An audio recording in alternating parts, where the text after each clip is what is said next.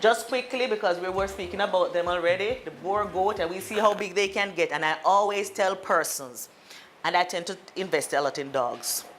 I tell them I probably breed dogs or rear dogs. If you cannot afford to feed a Doberman and a Rottweiler and a German Shepherd, stick with your mongrel. You may have more of them, yes, and a little bit, but they'll have a group of them. They'll feel bad just the same way and bark just the same way and can give a little bite. So farmers should be aware of the size of the animals that they're getting and what is going to be required. So if you don't have feed available to feed a boar goat, that if you keep it long enough, a buck, you can get it to 350 pounds, stick with your native animal, because that's the amount of feed that you have to feed that animal.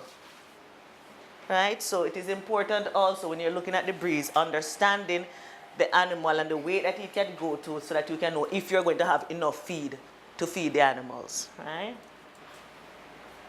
The milk breeds, because we spoke about different breeds, whether it's a meat or milk, the Toggenburg, the San, and the Alpine. Most of you would be familiar with these because these are very common in the Caribbean.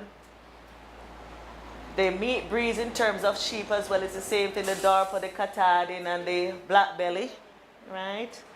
And we also have milk breeds in the sheep with the East Frisian and the Lacoon, right? And the Lacoon is a French breed, actually. I don't know if anybody here have that in their... So it's a... And then sometimes we recognize too that we may not see this a lot because guess what? Most of us are focusing on what? Meat. So we realize that in the Caribbean, our main focus is meat. So we may not... Hair sheep. Well, most of you, I guess, would have known by now because we deal with a lot of hair sheep, right? And we're saying most of these are animals that do not have wool because we're in the tropics, so it wouldn't be a great idea to have a wool animal in the tropics, right? And of course, we established that earlier when we said that we were focusing especially on milk. We're focusing on meat, right? And we already saw some of them before. We were speaking about the different breeds. And here versus wool, I mean, this is just really a matter of preference on what it is that you're growing for, right? So we're not going to spend much time on that. Heat and humidity tolerance, that is why I'm saying if you're thinking about rearing animals, you also have to think about the environment because you wouldn't want to carry an animal that is producing wool into the tropics.